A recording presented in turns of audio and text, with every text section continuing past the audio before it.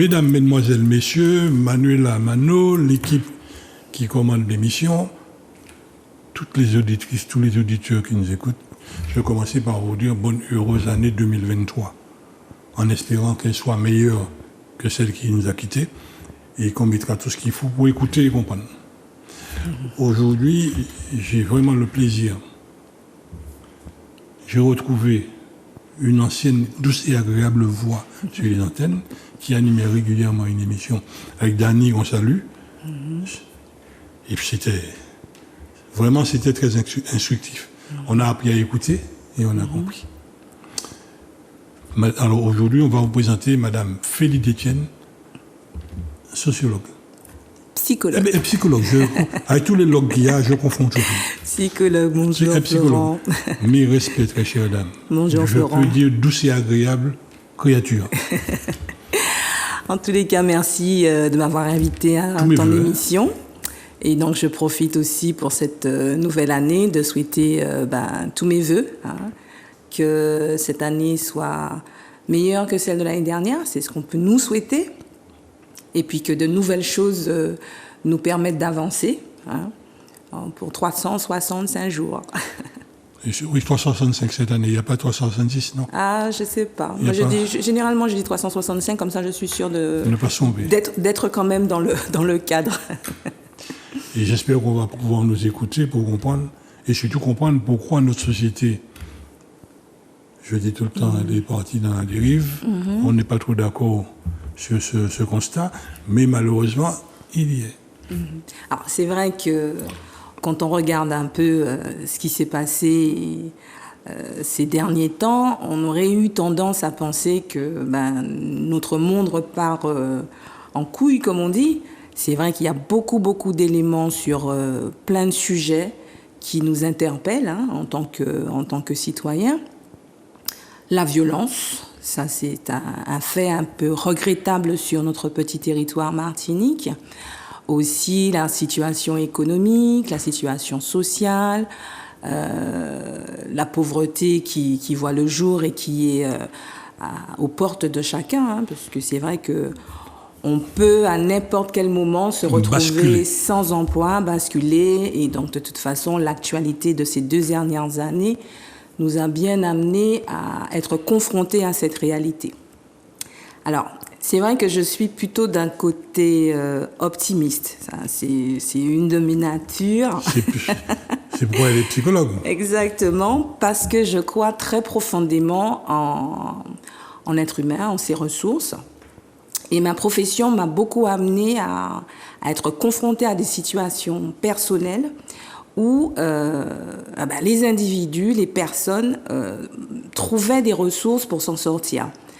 Alors, c'est vrai que il faut du temps, il faut de l'accompagnement, mais c'est aussi une manière, je pense, de plonger en soi, de plonger, comme on dit, dans les ténèbres pour mieux remonter à la surface et remonter à la lumière. Et j'ai plutôt l'impression qu'on est dans ce virage-là, parce que de la même manière qu'on nous montre dans les médias tout ce qui ne va pas, nous avons une autre manière de communiquer et d'être informés, notamment par les réseaux. Et je regarde et j'observe et j'entends et j'écoute aussi beaucoup de choses qui se font et qui me donnent à espérer que la nouvelle génération aura de quoi se prendre en main et prendre en main le monde. Voilà. Alors une question, est-ce que c'est pas le fait que, j'aime pas trop le mot l'ancienne génération, enfin il y a un problème générationnel, si je peux m'exprimer l'ancienne génération par rapport à la nouvelle, on s'écoutait. Il n'y avait pas de télé, on s'écoutait. Un couple avait un problème quelconque, venait voir ma reine, et ainsi de suite, on s'écoutait. Et on parlait et on trouvait un début de solution. Aujourd'hui, on est dans le monde Google. On veut tout trouver sur Google.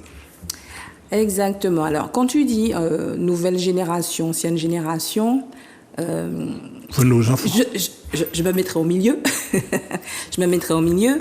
Et donc, oui, il y a une évolution de notre société. Il y a une modernité qui fait que nos enfants, j'ai envie de dire, nos enfants sont confrontés à quelque chose qui est l'instantané. Tout de suite. Tout de suite, l'instantané. quelque chose qu'on avait déjà commencé à voir de ma génération, où justement on était quand même dans une période de nos vies où le dernier t-shirt qui était sorti, la dernière marque qui était sortie, ben voilà, on voulait. Là, il y a un degré qui a été franchi, c'est le fait que nos enfants, j'ai envie de dire, ne sont pas respectés dans ce qu'ils sont enfants et se retrouvent projetés dans un monde d'adultes. Il n'y a qu'à voir les jouets. Vous avez des téléphones jouets qui ressemblent à de vrais téléphones, des portables, des PC, ordinateurs qui ressemblent à de vrais ordinateurs, etc. Ce qui fait que ce décalage-là est perturbant par rapport à l'équilibre naturel des choses. Et nous le retrouvons beaucoup dans les comportements de nos enfants, d'accord, qui sont carrément dans ce monde d'adultes, plongés dans le salon, dans l'émission, dans le film, sans recul. Et les parents, les adultes, il y a deux manières de se positionner par rapport à ça. Vous avez les adultes qui sont contents de voir que leurs enfants sont dans la modernité et de toute façon ils vont réussir parce qu'ils ne sont pas trop largués. Ce petit enfant qu'on aime mieux le tableau de bord de la voiture que papy. Exactement. Et puis vous avez d'autres comportements qui sont au moins là j'ai la paix parce que voilà, il y a le téléphone nounou qui s'en occupe. Et puis vous avez d'autres adultes qui sont complètement dépassés parce qu'ils se rendent bien compte qu'il y a des problèmes. Et quand l'enfant commence à manifester des comportements de désobéissance, de je t'écoute pas, ou bien je te réponds, voilà. Donc ce genre d'attitude que nous, ancienne génération, on ne supporterait même pas, ça devient compliqué. Et ça devient aussi compliqué pour le monde des adultes parce que je crois qu'au niveau scolaire, vous avez des enseignants qui se plaignent beaucoup de ces enfants qui ne savent pas écouter, qui ont l'impression de tout savoir. Ensuite, sans jeter la pierre vraiment à cette modernité, ce que je dis souvent, c'est on ne confie pas à un enfant les clés de sa voiture juste parce qu'on pense qu'il est capable de conduire. Ça, on ne le fera jamais. On accompagne un enfant, justement, au fur et à mesure à prendre connaissance du monde, donc à être dans les choses qui m'entourent, mais en respectant son âge et son évolution. Ce non-respect donc, des enfants dans leur âge, dans leur développement, dans leur maturité, perturbe beaucoup l'équilibre familial, comme je disais, et l'équilibre sociétal. Et donc, si on n'accompagne pas un enfant à tenir une fourchette, à tenir un couteau et de savoir comment on s'en sert, pour moi, c'est la même chose. Un ordinateur, un portable, oui, les enfants peuvent en avoir, mais on les accompagne. Sauf qu'il y a des portables qui sont très performants et l'adulte lui-même, avec son portable performant, n'y arrive pas et demande à qui ? Est-ce que tu peux programmer telle chose et telle chose et telle chose ? Est-ce que c'est une mauvaise chose que nos enfants soient dans cette capacité multipliée par, comme j'aime à dire, une intelligence un peu exponentielle ? Non, mais en même temps, trop de savoir, sans l'expérimentation, sans la mise à distance, sans la réflexion et sans l'écoute et la compréhension de ce qui se déroule sous leurs yeux, c'est ça qui pose problème. Et ton émission me convient très bien, écouter pour comprendre, parce qu'on n'est plus dans cette écoute, on n'est plus dans ce monde d'écoute. Question pratique. Toujours par rapport à l'ancienne génération. Est-ce que je suis vieux, je ne sais pas. Enfin, j'ai quand même ces deux regards. D'accord. Cet accompagnement, seule la mère doit faire cette éducation ou avec le père ? Enfin, je dis avec le papa. Alors, tu poses la question, mais tu as la réponse, Laurent, telle que je te connais. Pour moi, je parle d'adultes. L'éducation, elle est transmise par l'adulte. Après, nous sommes dans un système sociétal où la famille, c'est la famille nucléaire avec papa, maman et les enfants. Et puis après, un petit peu plus, vous avez les grands-parents, mais eux, ils commencent à être un peu de côté. Après, vous avez les tontons, les tatis. Donc, on est dans un système sociétal occidentalisé où l'éducation, c'est l'affaire des parents. Moi, j'aime à dire...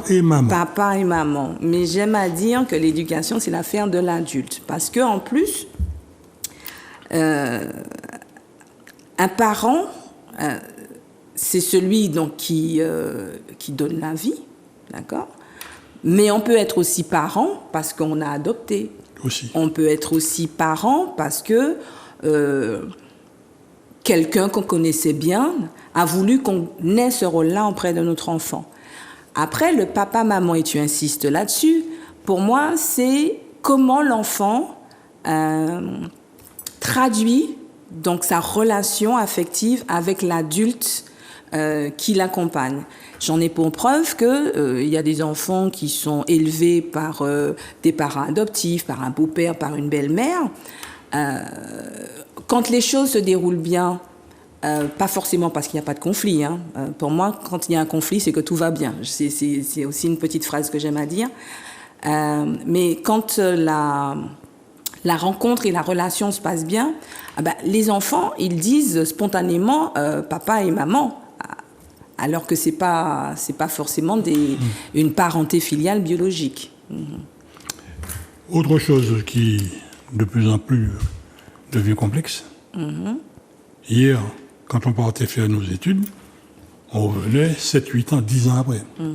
Aujourd'hui, nos enfants reviennent pratiquement toutes les vacances. Chaque vacances, il y a le vieux pays, au lieu d'aller faire les visites à l'extérieur, en Europe ou ailleurs. Est-ce que ça, c'est pas aussi un facteur aggravant, d'autant en ce moment, nos enfants, je dirais 2022, qui découvrent l'hiver, en Europe, c'est un petit froid. Aux États-Unis, c'est moins 50 là, on dirait. Moins 50. Donc le choc thermique, il est là. Exact. Donc l'enfant qui chute et qui appelle maman ou qui appelle papa. Ça encore, c'est un fait que j'ai pu observer et comment je l'analyse, toujours par le biais non pas de l'enfant mais de l'adulte. Et je me dis que les adultes qui sont vulnérables, insécures, fragiles, par rapport justement à cette société qui est compliquée et difficile.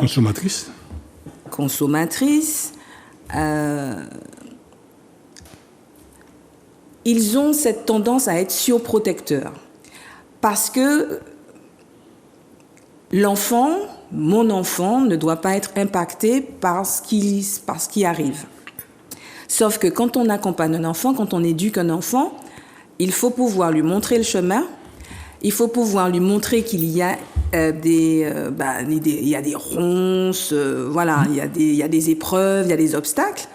Mais si vous les enlevez, les obstacles, l'enfant, il ne se construit pas sa capacité à justement affronter le monde, affronter la vie. Et quand les enfants arrivent pour faire des études, à la moindre difficulté, ils rentrent, on les fait rentrer. Mais tout ça parce que l'adulte a besoin de se rassurer.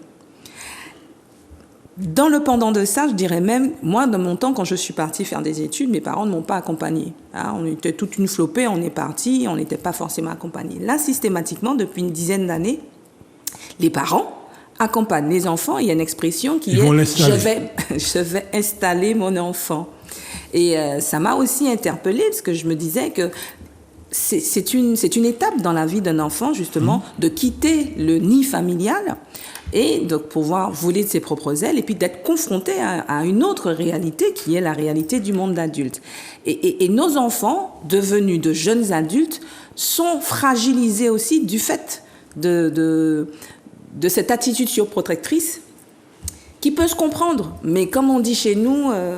Donc voilà, à trop vouloir, trop les protéger et les surprotéger bien malgré nous, ça les met en fragilité. Et des fois, je me pose la question, est-ce que c'est pour vraiment les protéger ou est-ce que c'est pour se rassurer en tant qu'adulte et de ne pas avoir de problème à régler? Voilà, je poserai la question comme ça. Oui, mais c'est quelque chose que nous voyons régulièrement, que nous entendons régulièrement. Finalement, ce n'est pas au bénéfice de l'enfant. Enfant qui souvent revendique un droit premier, quand je serai majeur, je m'en irai. C'est ça. Mais une fois au majeur, au parti, on va dire comment on remplit le réfrigérateur. Exactement. Et c'est de l'argent envoyé chaque mois. Bon, après, oui, il y a l'école à payer. Je ne vais pas généraliser, parce qu'il y a vraiment des enfants qui comprennent très vite et qui sont... qui font face. Oui, qui font face. Parce qu'ils sont matures aussi. Ils sont matures. Ils ont eu des adultes qui ne leur ont pas donné l'illusion que le monde était un monde féroce, contre lequel il fallait systématiquement se protéger ou se battre. Et ces enfants, quand je les entends, quand je les observe, ils ont beaucoup plus d'affirmation de ce qu'ils sont.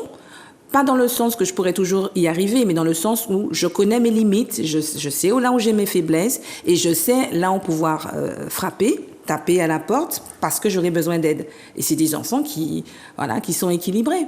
Alors que vous en avez d'autres, quand ils partent, c'est youpi, la liberté.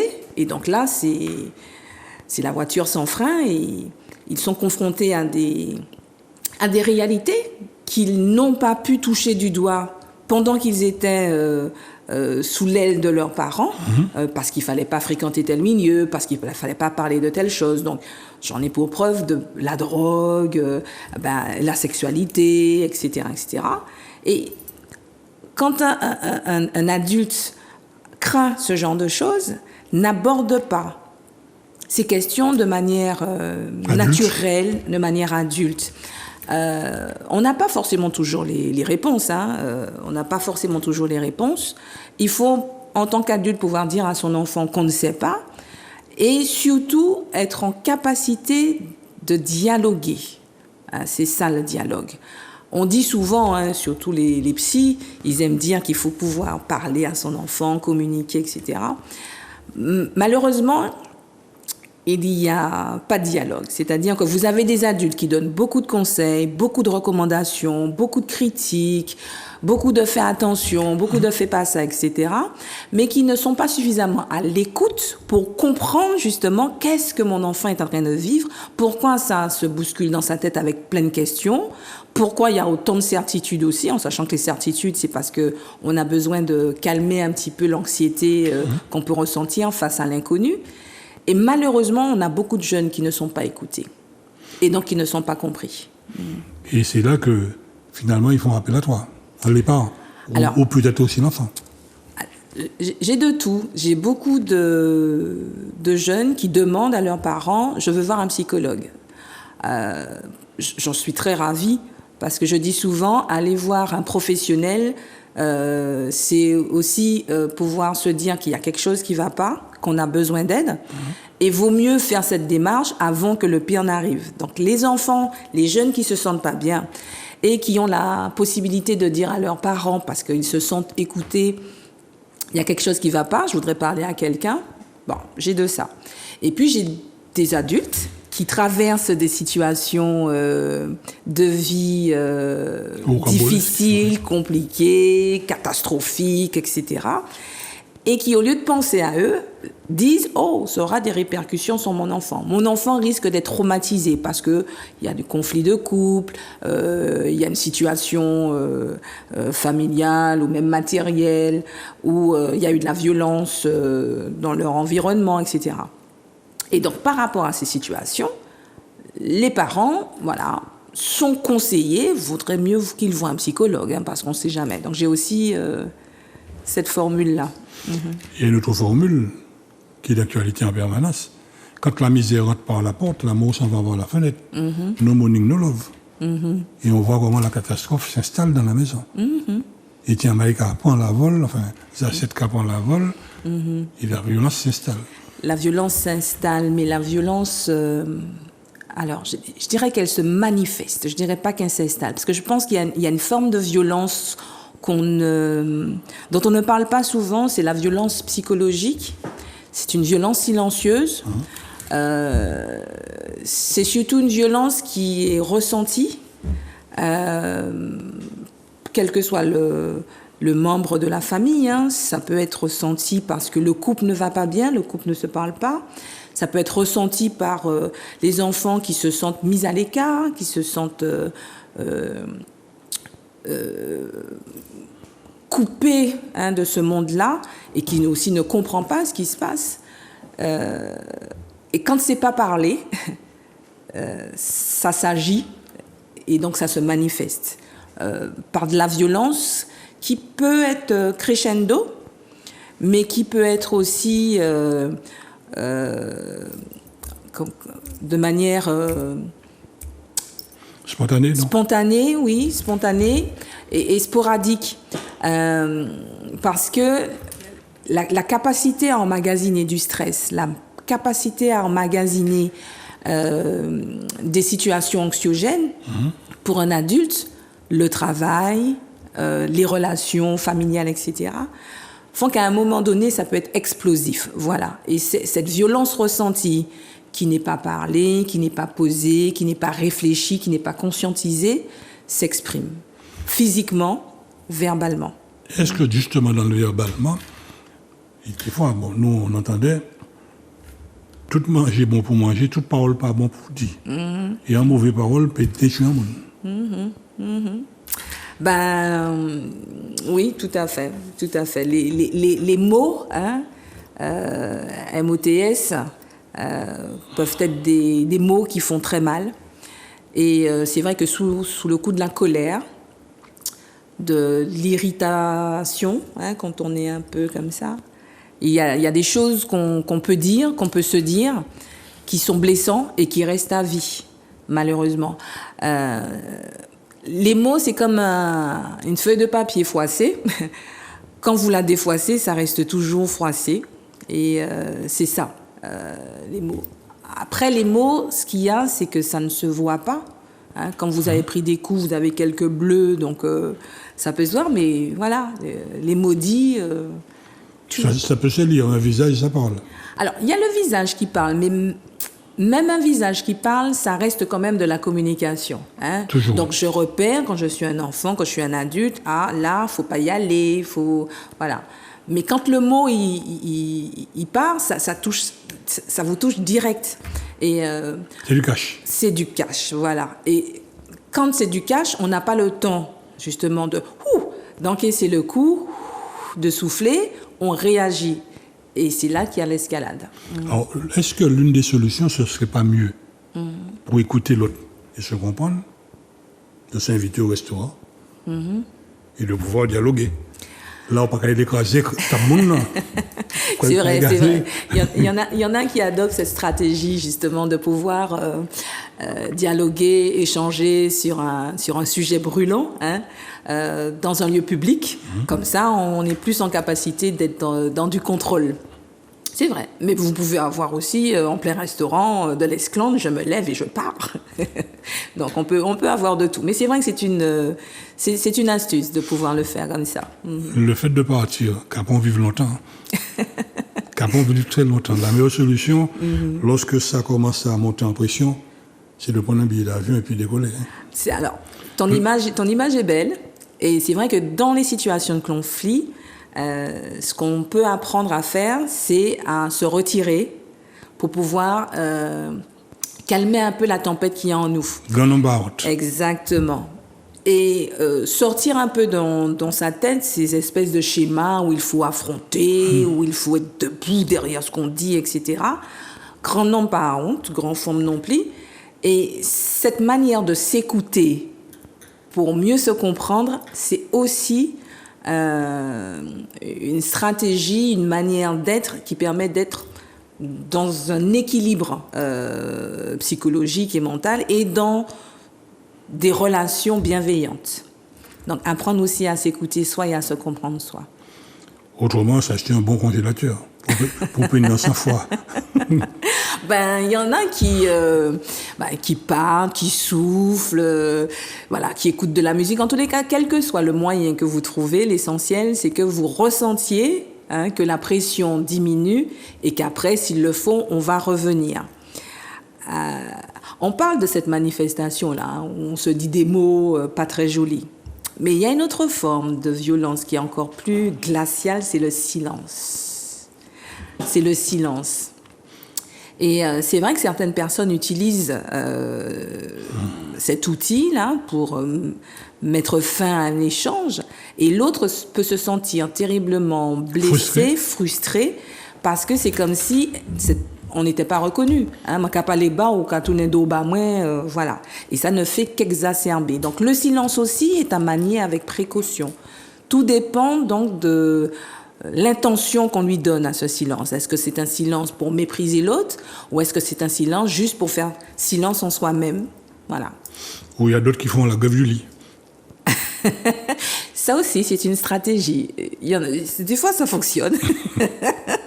Des fois, ça fonctionne, et des fois, ça ne fait qu'attiser le problème du couple. Qu'attiser le problème du couple, parce que la question de la sexualité dans les relations humaines, c'est une vaste question.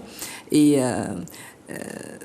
je crois comprendre, après quand même une trentaine d'années de pratique, que c'est un sujet qui est vraiment, avant les problèmes d'argent, etc., c'est vraiment le problème central dans les relations de couple. C'est la question de la sexualité.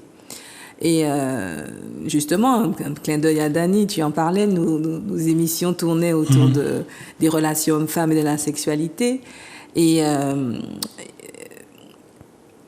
derrière la sexualité, il y a beaucoup de choses qui peuvent se dire et qui doivent se dire pour se comprendre. Sauf que nous n'avons pas d'éducation à la sexualité. Nous avons une éducation sexuelle, mais nous n'avons pas une éducation à la sexualité. Parce que pour moi, la sexualité, c'est pas le sexuel. La sexualité, c'est le rapport au corps, le rapport à soi, le rapport à ses sensations, à ses émotions. Et après, le rapport à l'autre, dans ce que l'autre peut ressentir, dans ce que l'autre peut penser. Et ce manque de dialogue sur la sexualité, qui reste un sujet tabou ou un sujet perverti, amène plus des conflits que de la compréhension mutuelle. Et ça à tout niveau, à tout niveau. Au niveau donc des adultes, et par répercussion aussi au niveau des enfants, qui sont malheureusement confrontés à cette sexualité de manière anormale, je dirais, vraiment anormale. On peut même retrouver cet élément-là dans la société. On arrive dans un bureau, on tombe sur un monsieur ou une dame. Tu connais le terme? Et finalement, on est mal accueilli et ça se termine mal. C'est ça. Ça peut avoir des répercussions graves. Ça peut avoir des répercussions graves parce que c'est générateur de frustration. Et donc la frustration, après, elle peut se manifester dans toutes les strates de la société. Sur le premier venu, la pof, c'est où qui prend faire, terminé. Exactement. Et comme on dit aussi, hein, les gens sont aigris parce qu'ils n'ont pas eu satisfaction au lit. Hein, c'est ce qu'on a tendance à se dire. Oui, la sexualité, c'est vraiment un rapport à soi. C'est vraiment un rapport au corps. La difficulté, c'est que quand elle n'est pas harmonieuse dans notre couple, parce que l'un et l'autre a aussi sa fragilité aussi, hein, dans son développement psychosexuel, ça peut se retrouver dans nos vies au quotidien, dans notre bureau, dans nos relations avec nos collègues, même sur la route. Avec un gendarme qui n'a encore rien compris, il va au macaque là, au soir. Exactement, qui vous fait payer. Qui vous fait payer, exact. Et la sentence est souvent dure. Ah ben oui, et puis on comprend pas. Et quand on comprend pas, ben voilà. Ça... Et si on essaie de lui faire comprendre comment ouvrir la fenêtre, la sentence est d'augmenter. Et augmenter, ben oui, parce que quand même, vous n'allez pas m'apprendre à faire mon métier, monsieur. Oui, mais le doigt là où il fallait pas, donc. Exact, ouais. Exact. En tout cas, Félide, lorsque nous regardons l'évolution de notre société, nous avons tout à portée de main. Tout à portée de main. Pouvoir faire face. Hier, on n'avait pas les psychologues. Peut-être qu'il y en avait dans la société et puis ils ne savaient pas. Mais enfin, aujourd'hui, il y a une spécialité. Là, aujourd'hui, si j'ai un conseil à donner à une maman ou un papa qui nous écoute, pour dire, bon, ben, lance ton enfant vers la psychologie. Est-ce que c'est possible? Oui, c'est possible. Après, le métier de psychologue est un métier qui s'apprend. Comme tout métier. Comme tous les métiers, parce qu'il y a des théories, il y a des approches. Il y a des connaissances, il y a de la recherche scientifique sur tout ce qui est question de psychologie, de connaissance du comportement humain. Et il y a plein de spécialités, de disciplines dans la psychologie où les enfants jeunes peuvent être orientés, notamment en neuropsychologie, en psychologie de l'enfance et de l'adolescence, ma spécialité, en psychologie, psychopathologie, après en psychiatrie et en psycho aussi gérontologie pour nos personnes vieillissantes. C'est un métier comme un autre qui est parfois mal compris.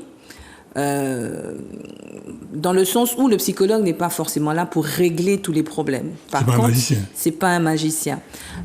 Par contre, cette capacité à être dans une écoute bienveillante et à comprendre au travers de ce qui est dit, au travers de l'observation, des comportements, ce qui peut se jouer et permettre donc à la personne que l'on accompagne de mieux se comprendre et de mieux s'écouter pour trouver par elle-même des solutions. Oui, je trouve que c'est un métier qui a encore de beaux jours devant lui. Et s'il y a des jeunes qui veulent rentrer dans la profession, pourquoi pas?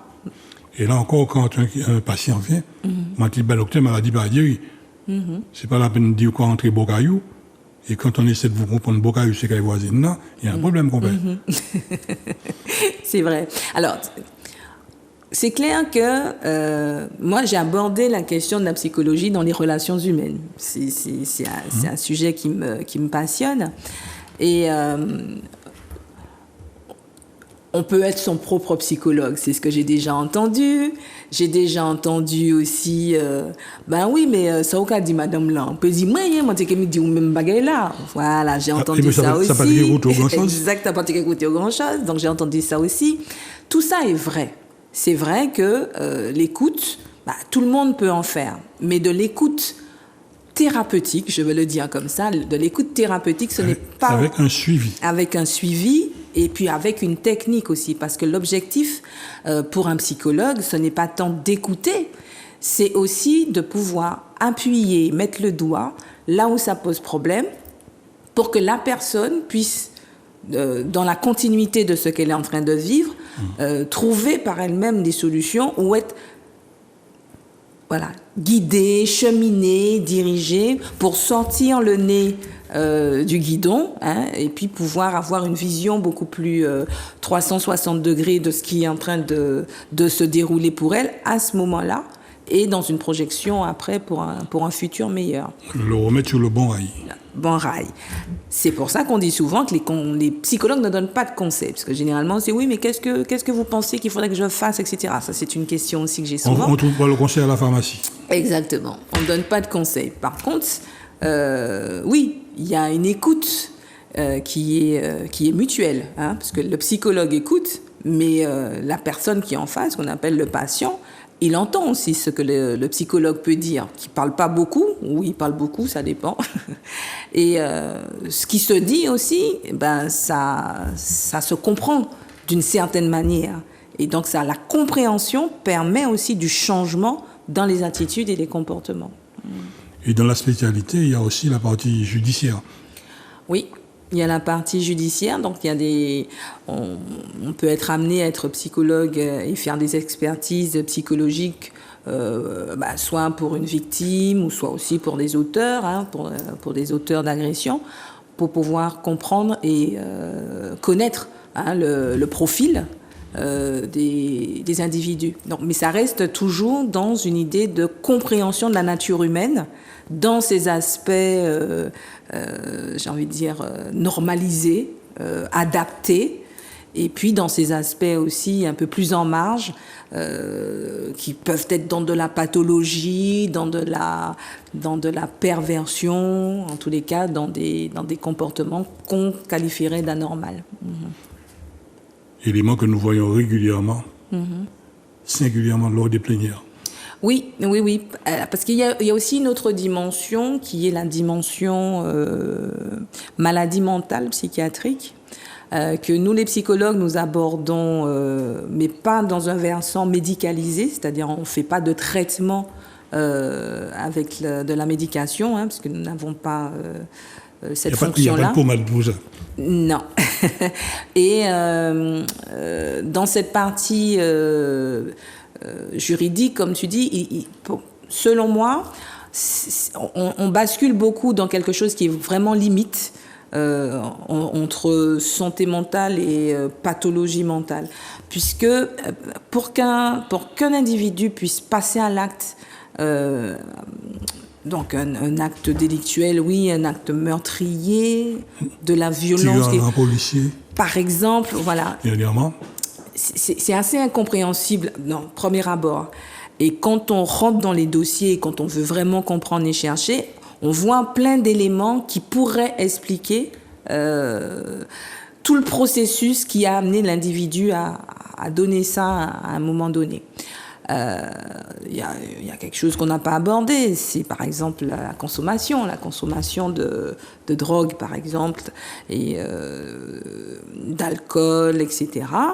Ce sont des produits neurotoxiques qui amènent aussi, au niveau neurologique, à ne plus être dans son état et à avoir des réflexions, des analyses un peu brouillées qui font qu'après, les passages à l'acte aussi peuvent être des passages à l'acte violents et vraiment graves. Et là, aujourd'hui, je constate, nous sommes tous à le constater, on a de plus en plus de personnes comme ça sur la voie publique, carburateur desserré, il y a un problème. On mettait les trucs le plus urgemment possible. Mais enfin, il y a déréglé. Oui, c'est c'est vrai qu'à un moment donné, j'avais travaillé sur la violence routière et on avait formé un groupe où on était. Tu parles de celui qui est derrière son volant. Qui est derrière son volant. Non, je parle de ceux qui déjà déambulent dans Fort-de-France ou dans les parkings des centres commerciaux et autres. Ah, tu parles de ce qu'on appelle les errants et les sans domicile fixe. Tu parles des gars qui sont toujours en train de demander un peu de thune. J'ai même vu un. Là, il prend ça. Avec son petit appareil, on peut payer par carte. Côté gars accrédité, il m'a pas ça. Oui, c'est ce que j'appelle un peu la déviance de notre société. Mais pour faire un peu d'humour, des fois, à un moment donné, je me dis, c'est peut-être monsieur plié qui moi, parce qu'il n'est pas ni là pour café. Il n'est pas là, il en les compte peut-être qu'il est plié qui moi. Après, oui, ce sont des personnes qui sont dans des parcours de vie chaotiques, que je ne juge pas d'ailleurs, parce que je ne connais pas leur passif. Mais c'est un constat. C'est un constat. Je sais qu'il y a pléthore d'associations et de personnes de bonne volonté qui essaient d'apporter des solutions pour justement leur permettre un mode de réinsertion, comme on dit. Mais vous avez des personnes qui sont aussi dans des problématiques, je le répète, de santé mentale, d'accord, et qui sont malheureusement laissées un peu à la dérive et à la société. On s'en occupe que quand il y a quelque chose, des faits gravissimes qui interpellent l'opinion publique, mais ce sont des personnes qui font quasiment partie de notre paysage quotidien. Et ce n'est pas qu'à Fort-de-France. On les retrouve un petit peu partout aussi dans les communes, etc. Oui. Après, tout le temps qu'ils ne font pas de bruit et qu'ils ne font pas de mal, ça ne pose pas de problème. Mais je me suis toujours posé la question, qu'est-ce qu'il y a à Fort-de-France? C'est qu'il y a monter et descendre régulièrement. À pied.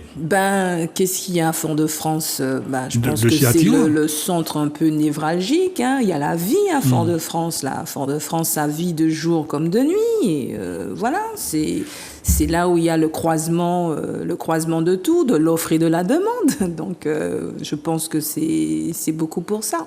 Mais on parle de ces personnes visibles. Mais sache aussi, Florent, qu'il y a beaucoup de drames aussi qui se passent dans les maisons. On ne les voit pas que quand il y a fait divers, mais dans certaines familles, il y a beaucoup de souffrances liées à la maladie psychiatrique et liées aussi à la consommation. Des enfants, des jeunes adultes, voire des moins jeunes adultes qui restent chez papa et maman, grand moulin, Janine Lajli, et des fois qui font la pluie et le beau temps à la maison, les autres en ont peur, l'environnement en a peur. Et des malcaps, pas qu'à vivre dans le même tout. Alors, il y a ça, et puis il y a aussi le problème de la maladie, des comportements, et puis faut pas parler trop fort, faut pas dire trop de bagailles, etc., etc. Et ça relève quand même, je pense, qu'il y a un regard à avoir sur la santé mentale et la santé en général de notre population martiniquaise. Je crois qu'il y a une grande souffrance, au-delà de notre société de consommation, etc. Il y a de grandes souffrances qui ne sont pas prises en compte, ou qui sont prises en compte, mais de manière décalée. Parce qu'il y a le constat du terrain, donc des professionnels qui remontent un certain nombre d'éléments, et puis il y a la réponse, j'ai envie de dire, politique, à cette chose-là. Et de mon expérience, il y a toujours eu un décalage. Et malheureusement, là où j'ai un peu de tristesse, c'est que je n'ai pas l'impression que les choses se soient améliorées. C'est le sentiment que j'ai, c'est qu'il y a une montée en puissance. Alors, ne s'est pas amélioré dans la prise en compte, mais c'est amélioré dans la capacité d'autorégulation de tout système. C'est ce que je dirais. Alors, quant à la violence routière, moi j'ai une technique. Et souvent, bon, quoique là sur les routes, il y a beaucoup plus de femmes au volant que d'hommes. C'est un constat que je fais. Vous avez pris ça où, monsieur Florent? Ah, mais puis madame Abeya. Moi, c'est un constat rapide. C'est un constat. Moi, quand je suis au volant, singulièrement dans l'embouteillage sur l'autoroute, je vois des femmes qui me plongent dessus avec leur véhicule. Moi, je ne fais qu'une chose. Sortir mon bâton de côté, mettre sur la tête, et puis, mettez mon véhicule, dis-moi, qui ça en l'est. Alors, tu sembles dire que les femmes au volant ont de l'agressivité beaucoup plus marquée et prononcée que les hommes? Les hommes, on les voit. Je fais ce constat, je peux peut-être me tromper. Mais je vois beaucoup plus de femmes au volant que d'hommes. Alors, c'est vrai qu'il y a beaucoup plus de femmes au volant que d'hommes, comme tu le dis. Ensuite, les comportements, ils sont... Pour moi, c'est kiff-kiff. Je trouve des messieurs au volant qui sont dans une attitude un peu pousse-toi là que je m'y mette. Et puis, vous avez aussi des femmes qui abordent d'une certaine manière ce comportement un peu masculin au volant que, voilà, moi je gère, etc. Et les cas pris en pied, ils te le font savoir. Alors, ils le font savoir, il y a 2-3 enfants derrière. Et puis, bon, je vous le mari, le troupe là. Exact. Mais ça revient à ce que nous étions en train de parler précédemment. C'est pour moi cette frustration grandissante de plein de choses et cette incapacité à pouvoir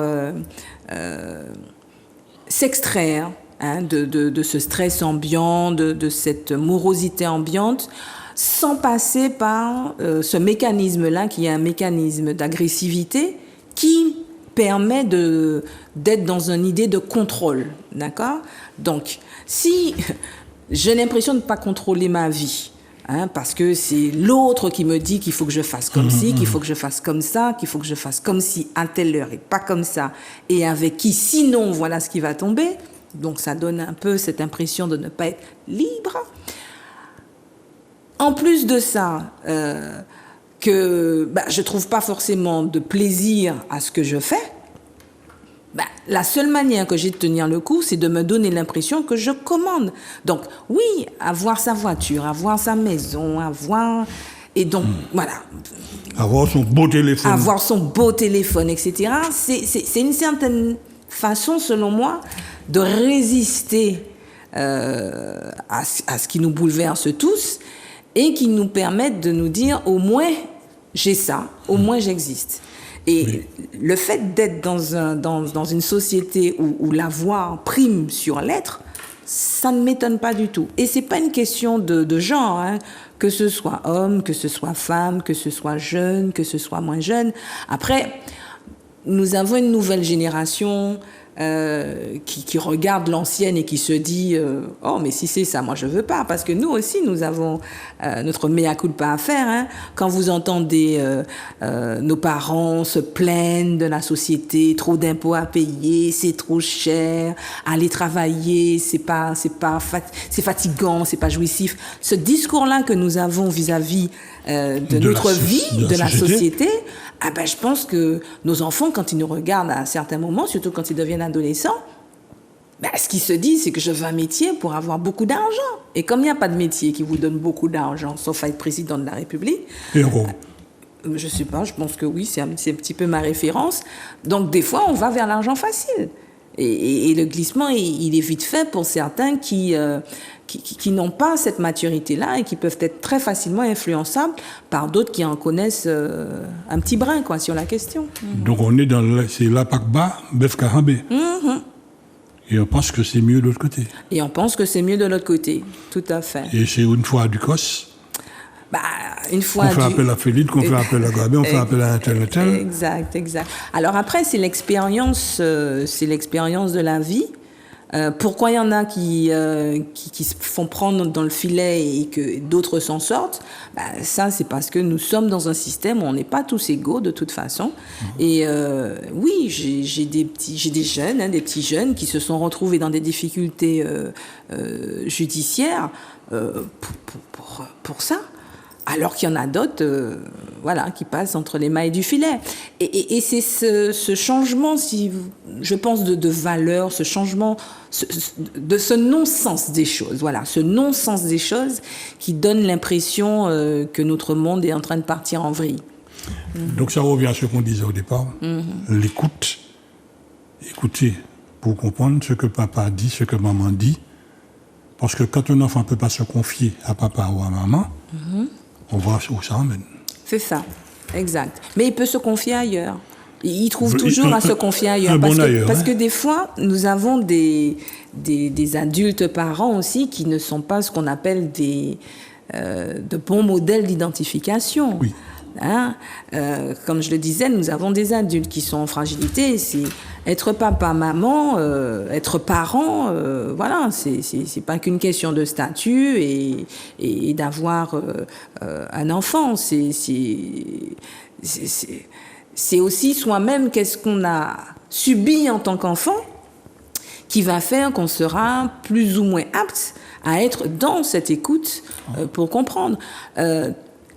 Le truc, c'est qu'avant, quand nos grands-parents parlaient, je fais un bond en arrière, nos parents n'avaient pas cette psychologie. Il n'y avait pas de psychologue avant. Par contre, il y avait cette espèce d'intelligence intuitive, naturelle, qui faisait que les choses se passaient comme ça. Et c'était pas plus mal, d'ailleurs.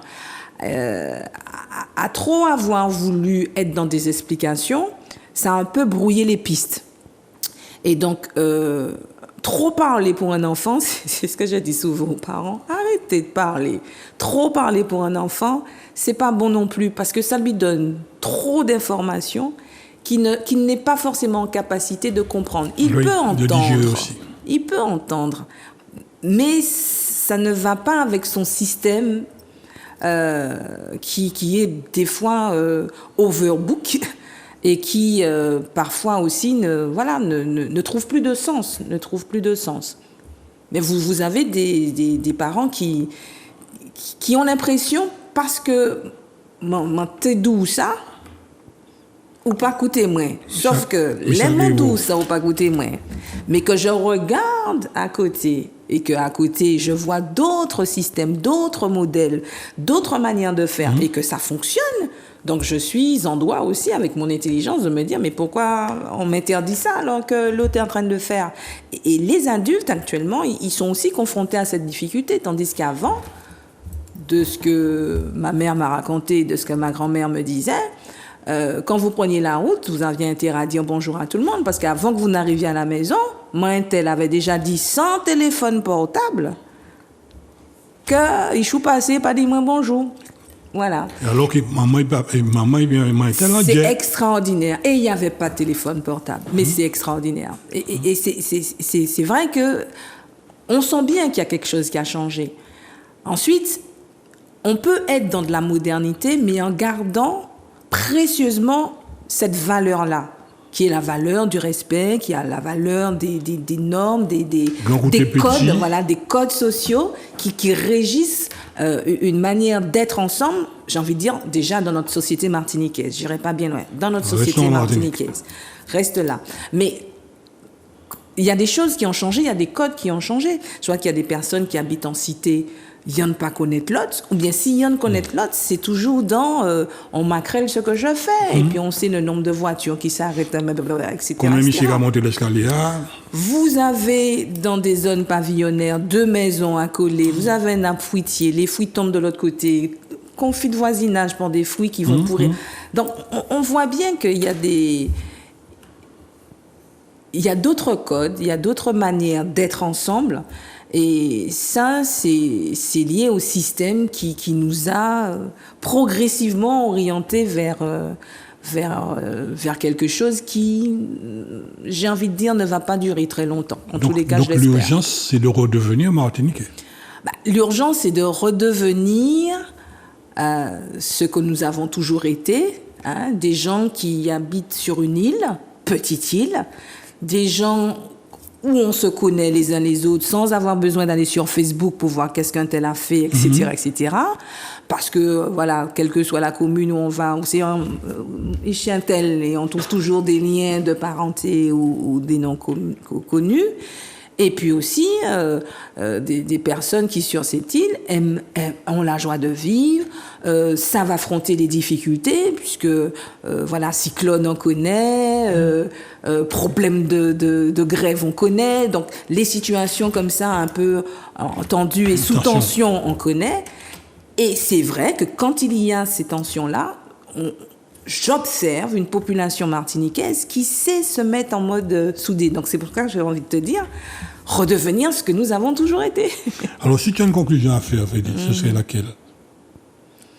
Alors, conclusion, j'aime pas trop les conclusions parce que ça ferme quelque chose. Par contre, j'aime les ouvertures. Bien, je préfère, comme tu veux, à ta convenance. À ma convenance. Et l'ouverture que j'aurais, c'est que je pense que pour qu'on puisse pouvoir affronter ce système et cette manière d'être sociétale actuelle dans notre petite Martinique, c'est prendre le temps, j'ai envie de dire, prendre le temps de se poser,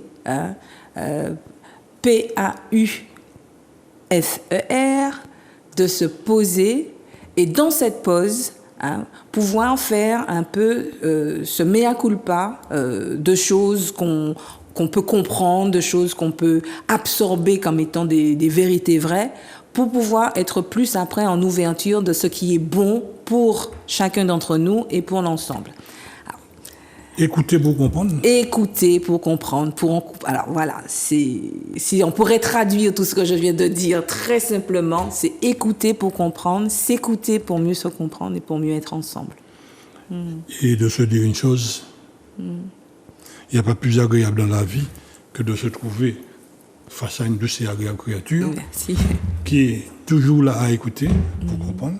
Et normalement, notre société, elle était comme ça hier, il faut qu'elle soit encore comme ça demain, et puis qu'on puisse faire ce qu'il faut pour que la Martinique puisse fonctionner et perdre cette mauvaise habitude actuelle dans beaucoup d'administrations. On ne décroche pas le téléphone, la peur de ne pas attraper le Covid par téléphone, mais le soir dans les soirées, panique Covid encore. C'est clair. Donc c'est pourquoi nous disons, faisons très attention, ne détruisons pas nos enfants, ne détruisons pas la Martinique. En tout cas, merci encore. Tout le plaisir a été pour moi. Merci pour cet échange et cette écoute, Florent. Et à très bientôt. À très bientôt.